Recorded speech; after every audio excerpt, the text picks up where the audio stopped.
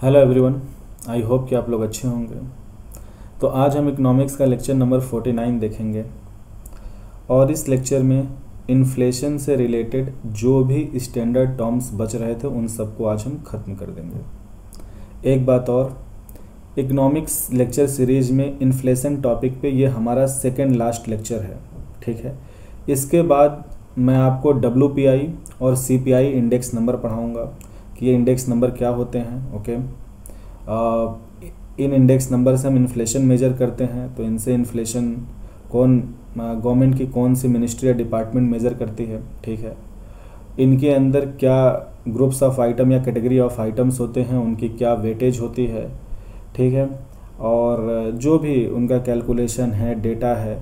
और CPI जो अलग अलग कंज्यूमर ग्रुप के लिए बनाया गया, तो जो डिफरेंट कंज्यूमर ग्रुप्स के लिए जो 4 CPI इंडेक्स बनाई गई उनको भी हम डिटेल में देखेंगे। तो लेक्चर नंबर 50 में हम CPI WPI को देखेंगे और इस तरह से हमारा इन्फ्लेशन का टॉपिक ख़त्म हो जाएगा। तो आज जो है वो हम क्या देखने वाले हैं कि जो भी बचे हुए टर्म्स थे, तो 7 टर्म्स मैंने पढ़ा दिया था, तो आज हम नंबर 8 से पढ़ेंगे। तो सबसे पहले हम ये समझते हैं कि कोर इन्फ्लेशन और हेडलाइन इन्फ्लेशन में क्या फ़र्क होता है। तो देखिए, मैंने यहाँ पे कोर इन्फ्लेशन की डेफिनेशन लिखी है।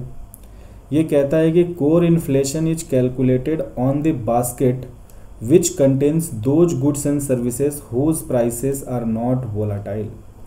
यानी कि एक बात आप समझिए कि जो इन्फ्लेशन या महंगाई है ये हमेशा एक बास्केट ऑफ कमोडिटीज़ पे कैलकुलेट होती है। यानी एक बास्केट जिसमें कुछ कमोडिटीज़ होती हैं, उनकी प्राइसेस समय के साथ अगर बढ़ रही हैं तो कितना बढ़ रहा है वही हम कैलकुलेट करते हैं, ठीक है। तो बस यहाँ पे ब्रीफ में आपको मैं बता रहा हूँ कि हमेशा इन्फ्लेशन एक बास्केट ऑफ कमोडिटीज़ के ऊपर निकाली जाती है। तो कोर इन्फ्लेशन जो है इसमें वो आइटम्स लिए जाते हैं जिनकी प्राइसेस वोलाटाइल नहीं होती हैं, यानी जिनकी प्राइसेस बहुत ज़्यादा फ्लक्चुएट नहीं करती हैं। तो जो भी इन्फ्लेशन की जो हमारी जो बास्केट ऑफ कमोडिटीज़ हैं उनमें 2 ग्रुप्स ऐसे हैं जिनकी प्राइसेस बहुत ज़्यादा फ्लक्चुएट करती है। पहला तो है फूड आइटम्स, दूसरा है फ्यूल आइटम्स, ठीक है। यानी कि आप देखिए, जब भी हमारे देश में इन्फ्लेशन रेट ऊपर ज़्यादा फ्लक्चुएट होता है तो वो बेसिकली फूड आइटम और फ्यूल आइटम्स की वजह से होता है। तो अगर हम उस बास्केट से फूड आइटम और फ्यूल आइटम निकाल दें और बाकी बचे हुए आइटम्स को इंक्लूड करके बाकी बचे हुए आइटम्स के आधार पे अगर हम इन्फ्लेशन कैलकुलेट करते हैं तो वो कोर इन्फ्लेशन कहलाता है। वहीं पे हेडलाइन इन्फ्लेशन क्या होगा? हेडलाइन इन्फ्लेशन होगा कि उस बास्केट में जितनी भी कमोडिटीज़ हैं, जितनी भी कैटेगरीज हैं, उन सब को मिलाकर हम इन्फ्लेशन को कैलकुलेट करें। तो मैंने यहाँ डेफिनेशन लिखा है कि headline inflation is calculated on that basket which contains all group of item, ठीक है। यानी हेडलाइन इन्फ्लेशन में हम सारे आइटम्स लेते हैं।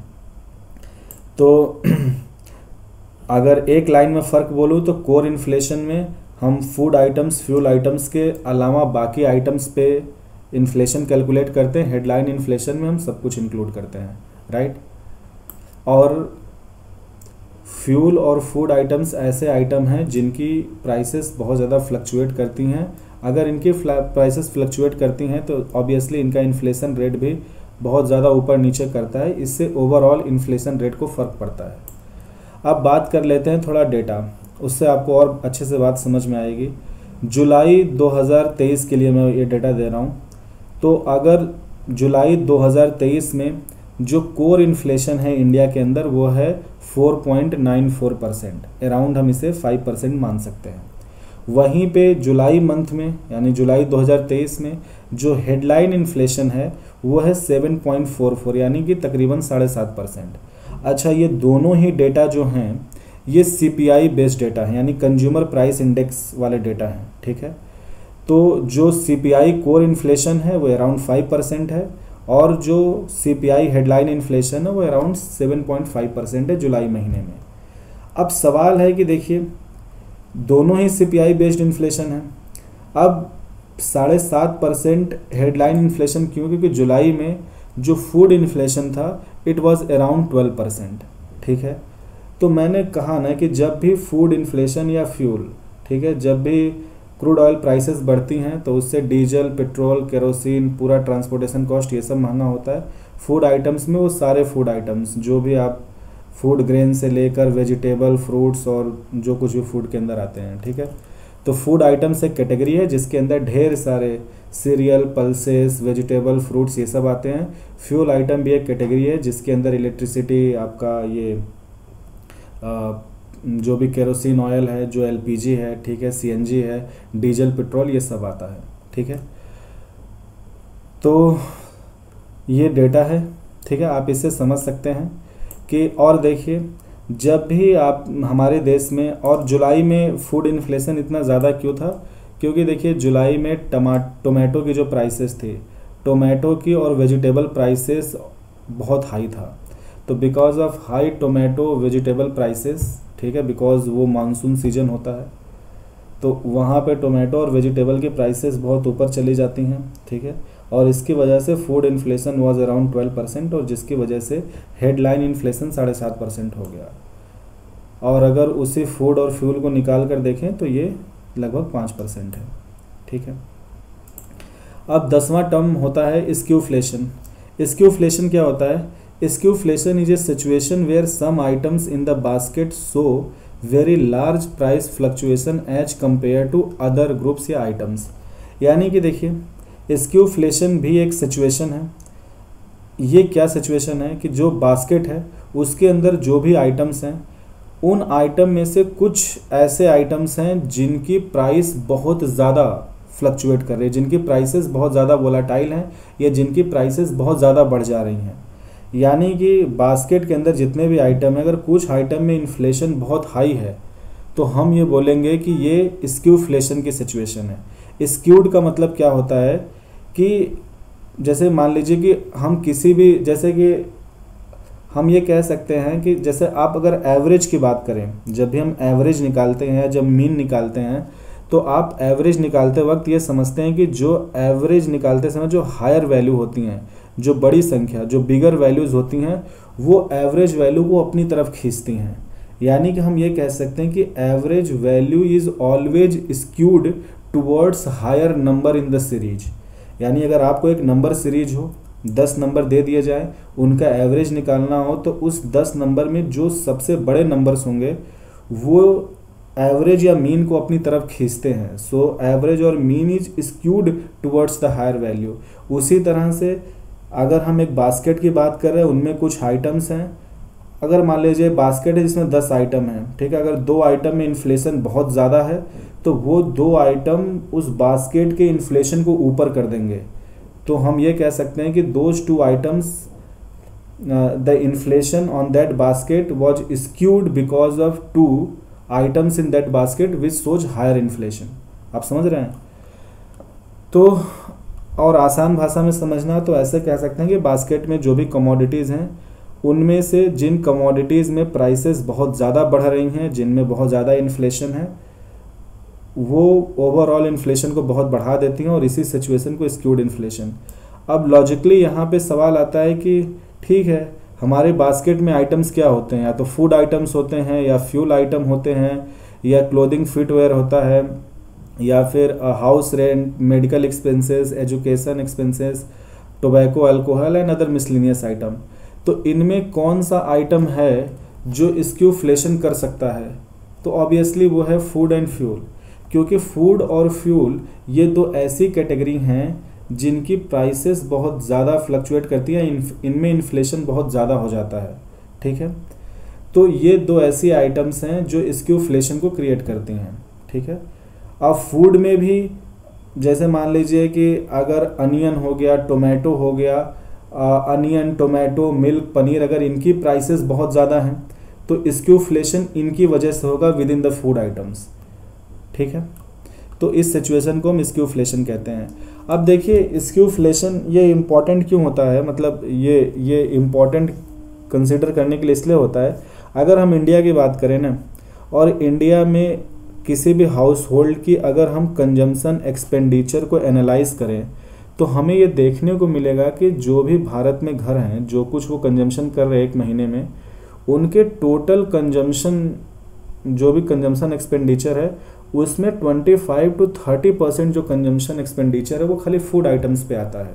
यानी जो कुछ भी फूड आइटम्स है, वेजिटेबल, मिल्क प्रोडक्ट और जो सीरियल, पल्सेस, फूड ग्रेन्स हैं, तो टोटल एक्सपेंडिचर का अगर 25-30% फूड आइटम्स पे है और इनमें अगर इन्फ्लेशन ज़्यादा होता है तो जाहिर सी बात है कि जो कंजम्पशन एक्सपेंडिचर है वो बढ़ती है इनकी वजह से।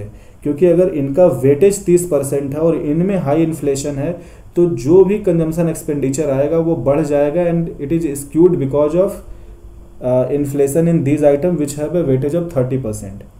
ठीक है, तो स्क्यूफ्लेशन फूड आइटम्स या फ्यूल आइटम्स की वजह से होता है। अब अगर हम 11 टर्म की बात करें, 11 नंबर की, तो एक टर्म होता है एग्रीफ्लेशन। एग्रीफ्लेशन के क्या मतलब होता है? It is also known as food inflation. तो जो फूड इन्फ्लेशन होता है इसी को हम एग्रीफ्लेशन भी कहते हैं। ठीक है, so agriflation it is regarded as food inflation. अब देखिए एक और टर्म होता है माइल्ड इन्फ्लेशन और क्रीपिंग इन्फ्लेशन। माइल्ड मतलब क्या होता है? जो बहुत हल्का हो। क्रीपिंग मतलब जो रेंग रहा हो। तो रेंगता या बहुत छोटा वाला इन्फ्लेशन जो होता है उसको हम क्या बोलते हैं कि it is the situation of low rate of inflation that is up to 3% level. यानी अगर किसी भी इकॉनमी में इन्फ्लेशन 3% या 3% के नीचे है तो उसे हम माइल्ड इन्फ्लेशन या क्रीपिंग इन्फ्लेशन कहेंगे। ठीक है, तो if inflation is in the range of 0 to 3%, ठीक है, देन मतलब मोर देन 0%, अदरवाइज डिफ्लेशन हो जाएगा। तो इन्फ्लेशन अप टू 3% होना चाहिए, यानी 0 से ज़्यादा and up to equals to 3%। तो 0 से 3% के बीच में अगर इन्फ्लेशन रेट है तो उसको हम माइल्ड या क्रीपिंग इन्फ्लेशन कहते हैं। ठीक है, और माइल्ड और क्रीपिंग इन्फ्लेशन आपको कहाँ देखने को मिलेगा? डेवलप्ड कंट्रीज़ में। डेवलपिंग कंट्री में आपको हमेशा देखने को मिलेगा वॉकिंग या ट्रॉटिंग इन्फ्लेशन। वॉकिंग या ट्रॉटिंग का मतलब होता है जो चल रहा हो, क्रीपिंग का मतलब जो रेंग रहा था। तो रेंगने से चलने की चीज़ें तेज होती हैं। तो वॉकिंग या ट्रॉटिंग इन्फ्लेशन क्या होता है?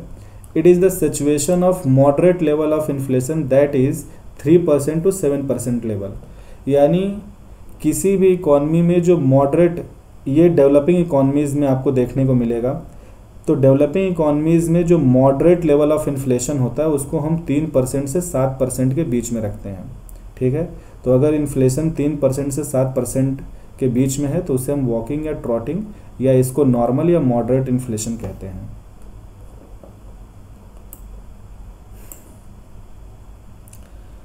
अब चौथा होता 14th टर्म देखिए, रनिंग इन्फ्लेशन। ठीक है, रनिंग इन्फ्लेशन का मतलब है कि अब गति तेज हो गई।